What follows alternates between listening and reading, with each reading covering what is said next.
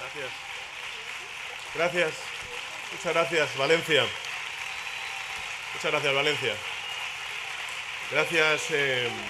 al director del diario.es, a Ignacio Escolar.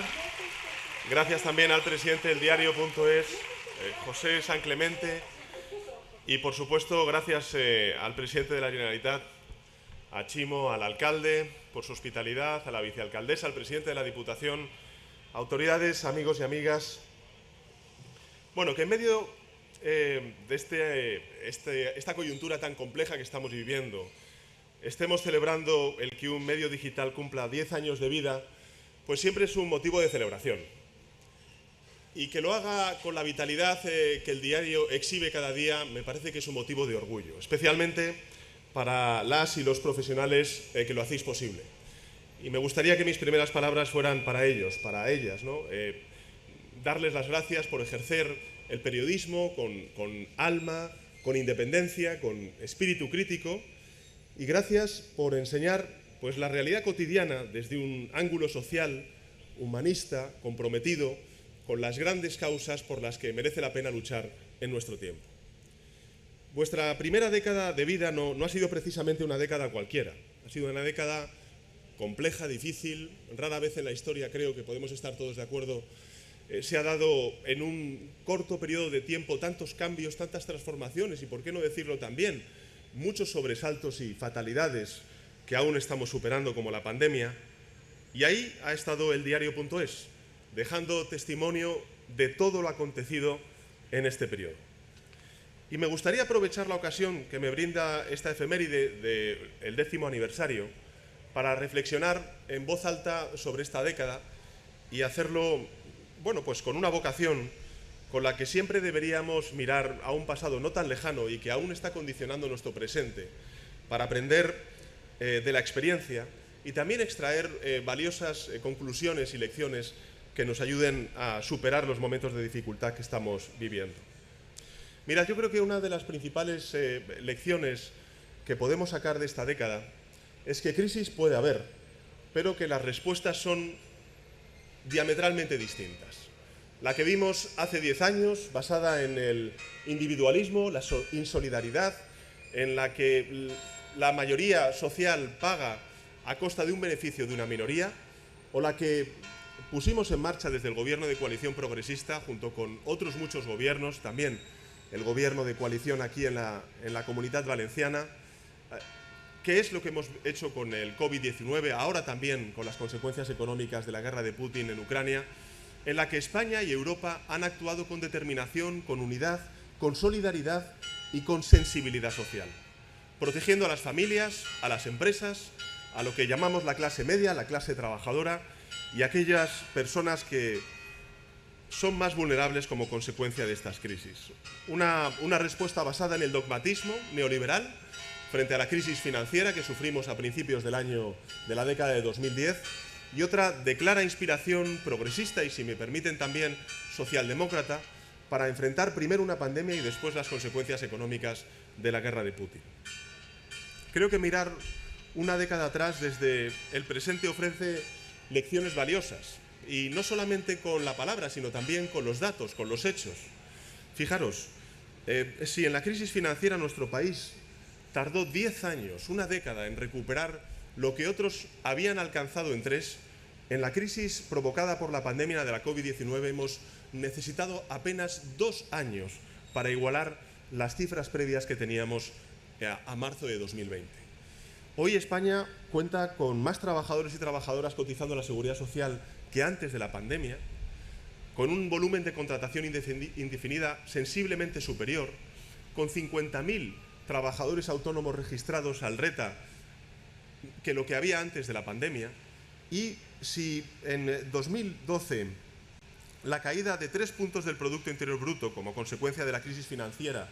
destruyó más de 500.000 de puestos de trabajo, es decir, el 3% del total de empleos en 2020, con una caída como consecuencia de los confinamientos que tuvimos que hacer de 10 puntos del Producto Interior Bruto, el empleo solo se redujo en 1,5 puntos, en el peor momento de la crisis. Y hoy ya tenemos los niveles de empleo que teníamos antes de la pandemia. Por tanto, ante la evidencia, es inevitable preguntarse cuánto de todo el dolor en la respuesta a la crisis financiera se hubiera podido evitar con políticas distintas a las aplicadas entonces. ¿Cuántos empleos se habrían podido salvar? ¿Cuántas empresas? ¿Cuántos jóvenes no hubieran tenido que buscar fuera lo que su país no podía darles entonces? ¿Cuántas familias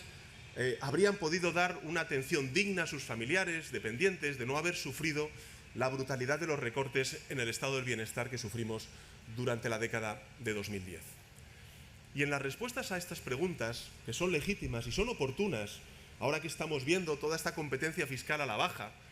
hay que recordar que lo importante es preservar y fortalecer el estado del bienestar, que es lo que cohesiona las sociedades desde el punto de vista social, también territorial, y sin duda alguna también lo que hace es defendernos ante enfermedades, ante adversidades como la pandemia que hemos sufrido desde el año 2020. Creo que el paradigma de la socialdemocracia sobre la ortodoxia neoliberal de 2012 es la principal lección que podemos extraer de cómo se ha gestionado la crisis financiera y cómo se está gestionando la crisis de la pandemia y también la crisis de Putin en Ucrania. Y a quienes quieran comprar el relato de que en 2012 el viento de la austeridad soplaba contra los intereses de España en Europa y por tanto poco podía hacer cualquier gobierno, también el gobierno conservador de Mariano Rajoy entonces, me gustaría compartir con todos vosotros y vosotras una fecha, el 26 de marzo de 2020, 2 semanas después del inicio del confinamiento en España. En aquel día celebrábamos una importante cumbre del Consejo Europeo que tuvimos que hacer por videoconferencia, no podíamos desplazarnos a Bruselas. Había diferencias notables entre todos los gobiernos europeos sobre cómo abordar la respuesta económica y social a la pandemia. Algunos países pretendían reeditar los esquemas de condicionalidad de cualquier tipo de ayuda en términos muy similares a los aplicados en el año 2012 con el rescate bancario en España, recortes de pensiones, recortes de derechos laborales. Y aquel día yo me dirigí al resto de líderes europeos en estos términos que me gustaría compartir con vosotros. Lo que les dije es que hoy hay una respuesta unificada, potente y eficaz, o el impacto de esta crisis será más duro y prolongado. Y continuaba diciéndoles que no podemos cometer los mismos errores que durante la crisis financiera, porque esos errores sembraron semillas de desafección y de división en nuestras sociedades y también para con el proyecto europeo. ¿Qué es lo que quiero decir? Pues que dimos la batalla, que presentamos batalla, que como hemos hecho más tarde a la hora de conseguir algo que parecía imposible, como es la intervención con un mecanismo ibérico para Portugal y para España, para proteger a la clase media y trabajadora, para proteger a muchas industrias aquí presentes en la Comunidad Valenciana, pienso por ejemplo en la cerámica, dimos la batalla y la estamos dando ahora también abogando por una reforma del mercado eléctrico que nos permita contener los precios de la luz y los precios del gas. Luchamos también por unos fondos europeos que son una gran oportunidad para todos los territorios y para España de poder modernizarse y de hacer frente a retos colosales como pueda ser, por ejemplo, la lucha y la adaptación ante el cambio climático. No nos rendimos hasta vencer resistencias y forjar una respuesta contundente y solidaria, una respuesta al fin de la que nos podemos sentir reconocidos, como es que Europa también proteja a sus ciudadanos ante esta adversidad. Yo creo que es fundamental para recuperar el crédito del proyecto europeo allí donde más lo perdió una década atrás, que es entre la ciudadanía. El demostrar que estamos haciendo políticas en defensa y en protección de la mayoría social de nuestro país. Mirad, hoy hemos conocido un dato muy importante, que es una revisión al alza del PIB en nuestro país en el segundo trimestre del año. Yo dije en el debate del Estado de la Nación que la previsión que teníamos era de un crecimiento del 1,1%. Bueno, estamos en un crecimiento del 1,7% o 1,5%, perdón, mayor del esperado. Y esto nos anima porque creemos que protegiendo a la mayoría social y haciendo inversiones para poder modernizar nuestra economía y hacernos más competitivos de lo que éramos antes de esta crisis, pues es el camino de sortear situaciones tan complejas como la derivada de Putin en Ucrania. Creo que hoy España y la Unión Europea se enfrentan a crisis muy difíciles, muy complejas, con muchísima incertidumbre, esta vez con una guerra a las puertas de Europa como telón de fondo, y la diferencia en consecuencia es que ahora nadie o casi nadie tiene dudas acerca de cuál debe ser la respuesta. Donde hubo rescate bancario, esta vez no solamente la iniciativa de un gobierno de coalición progresista, sino también de gobiernos liberales o incluso también gobiernos conservadores en Europa, se está planteando un gravamen extraordinario para que las grandes corporaciones que se están beneficiando de este contexto, las entidades financieras claramente por el endurecimiento de la política monetaria o las grandes energéticas como consecuencia también de los beneficios extraordinarios que tienen por el alza de los precios, bueno, pues estamos haciendo eso, estamos proponiendo una redistribución del esfuerzo entre aquellos que más tienen para que contribuyan a financiar lo que es de todos, que es el estado del bienestar. Donde hubo subidas indiscriminadas del IVA, pues hoy hay un reparto equitativo de cargas para que la clase media trabajadora no vuelva a ser la sacrificada. Donde hubo insolidaridad y división norte-sur, recordemos, ¿no?, como hablaban de España, de Grecia, de Portugal y de otros países durante la crisis financiera, hoy pues hemos forjado una respuesta conjunta con el suministro de la vacuna que ha logrado vencer al virus. Y donde hubo amnistías y regalos fiscales para los más pudientes, habrá reformas fiscales que garanticen que quien más tiene, más contribuya a la hacienda pública para tener un estado del bienestar mucho más fuerte. Hace una década sufrimos políticas que provocaron sufrimiento, que provocaron mucho sufrimiento de la clase media y trabajadora de nuestro país, de una inmensa mayoría social de españoles y españolas condenada a pagar una suerte de triple factura, ¿no? La factura de los brutales recortes de los servicios públicos, el rescate bancario y la amnistía fiscal a grandes defraudadores y, envolviendo el conjunto, una insoportable corrupción que aquí, querido presidente, evidentemente sufristeis de manera muy acuciada y que hoy es parte del pasado.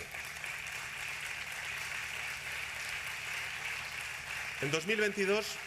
10 años después de la puesta en marcha de esta aventura del diario.es, el Gobierno de coalición progresista ha hecho que impulsemos el crecimiento del salario mínimo interprofesional un 56% por encima del vigente una década atrás. Hoy sabemos, por cierto, con hechos, no solamente de palabra, que era posible crear empleo estable y romper la cadena de temporalidad, que era posible proteger a los trabajadores autónomos y garantizar que los pensionistas no pierdan poder adquisitivo. Y hoy sabemos que la vía más recta entre dos puntos siempre es el acuerdo y no la imposición, como ocurrió en 2012 con una reforma laboral regresiva. Y este Gobierno lo ha demostrado no una, sino 15 veces en estos 2 años y medio de legislatura, logrando acuerdos con empresarios, con sindicatos. Mirad, entre el inicio y el final de esta década que os vio nacer, querido Nacho, queridos amigos del diario.es, media un abismo tan grande como la respuesta dada a los desafíos de un país que no quiere volver a tener que elegir entre proteger y avanzar. Ese dilema nunca ha existido para un gobierno que no deja de mirar al horizonte.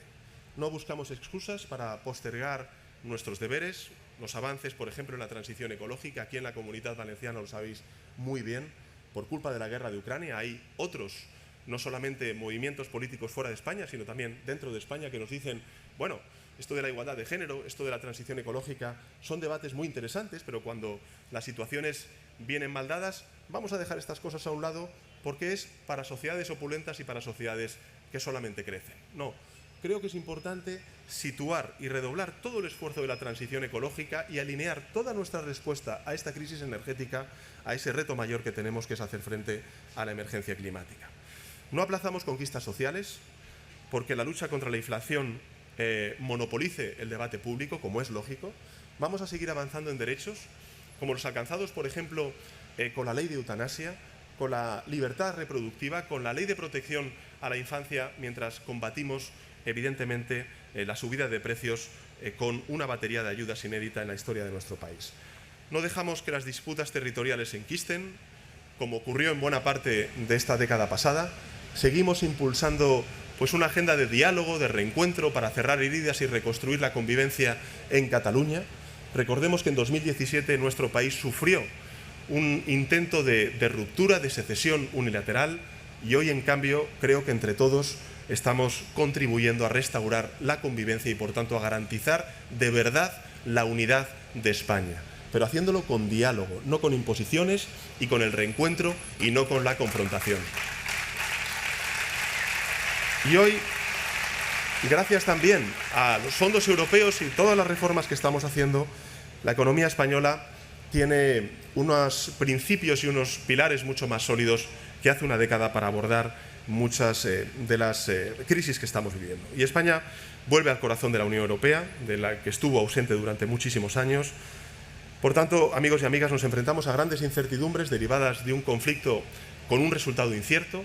y lo hacemos con la conciencia de estar del lado correcto de la historia,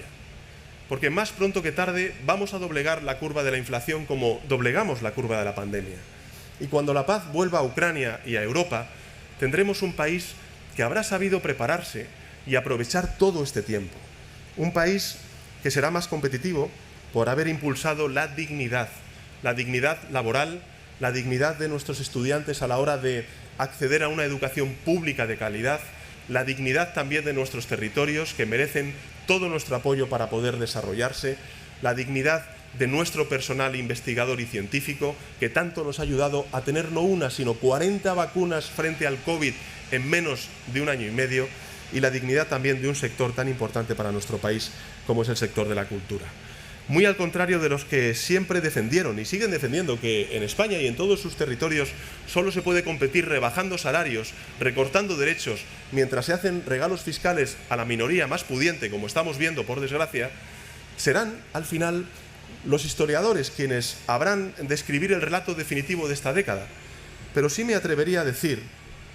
que dentro de 10 años, cuando nos unamos para celebrar las 2 décadas del diario.es, echaremos la vista atrás y entenderemos mejor la dimensión de los retos que tuvimos que afrontar como sociedad y el alcance de los cambios que estamos poniendo en marcha. Y lo haremos, creo, desde un país mejor. Un país que supo aprovechar la oportunidad en medio de la tormenta, una España mucho más sostenible, más feminista y más cohesionada. Una España líder en transición energética, referente mundial de derechos y libertades que hoy están puestos en cuestión no en países sin democracia, sino en democracias consolidadas, como por ejemplo Estados Unidos, con este cuestionamiento del derecho de las mujeres a decidir cuándo ser madres y cuándo no. En definitiva, una España que habrá demostrado que no hay riqueza más sólida que la del bienestar compartido, ni mayor progreso que el de alcanzar la justicia y la dignidad, además de mayores tasas de crecimiento. Así que larga vida al diario, enhorabuena a sus trabajadores y trabajadoras, y un placer estar aquí con todos vosotros y vosotras en Valencia.